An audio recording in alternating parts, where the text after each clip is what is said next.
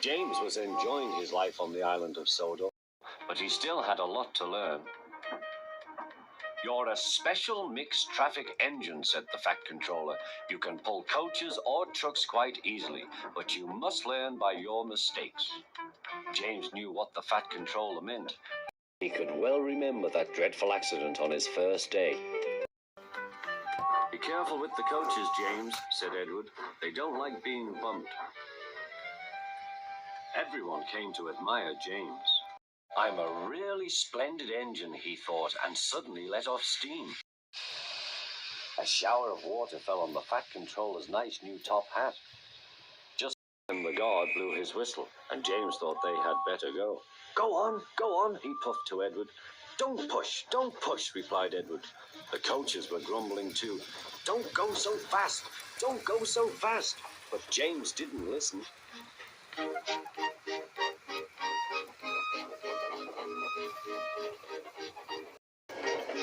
When at last they stopped at the next station, 2 coaches were beyond the platform. They had to go back to let the passengers out. But no one seemed to know about the Fat Controller's top hat, though James felt happier. Presently they came to the station where Thomas was waiting with his 2 coaches.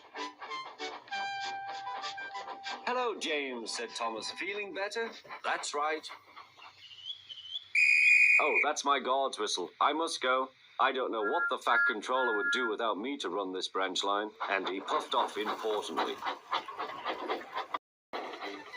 Edward and James passed the field where James had had his accident. The fence was mended and the cows were back again.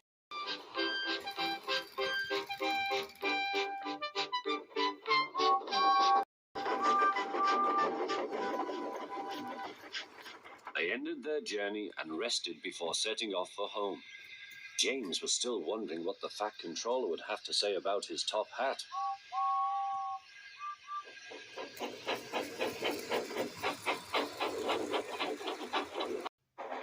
Next morning, the Fat Controller spoke severely to him. "If you can't behave, I shall take away your red coat and have you painted blue." James didn't like that at all. He was very rough with the grumbling coaches as he brought them to the platform.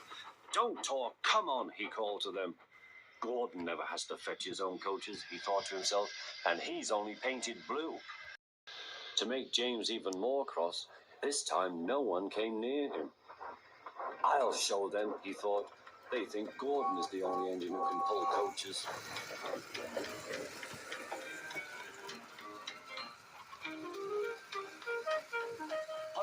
Hurry, puffed James. You're going too fast," replied the coaches. James laughed and tried to go faster, but the coaches wouldn't let him. "We're going to stop," they said. "We're going to stop."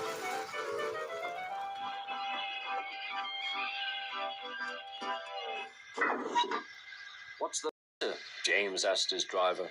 "The brakes are hard on. Leak in the pipe, most likely. You've banged the coaches enough to make a leak in anything." "How shall we mend it?" said the guard. "We'll do it with newspaper and a leather bootlace," replied the driver. "Well, where is the bootlace coming from?" asked the guard. "Ask the passengers," said the driver. "You have a leather bootlace there, I see, sir," said the guard to a smartly dressed man. "Please give it to me." "I won't," said the man. "Then," said the guard, "I'm afraid the train will just stop where it is." The passengers all said what a bad railway it was. Then they told the man how bad he was instead. Everyone was very cross. At last he handed his laces over.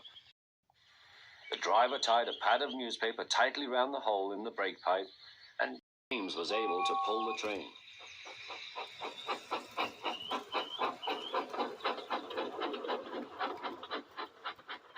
But he was a sadder and wiser James, and took care never to bump coaches again.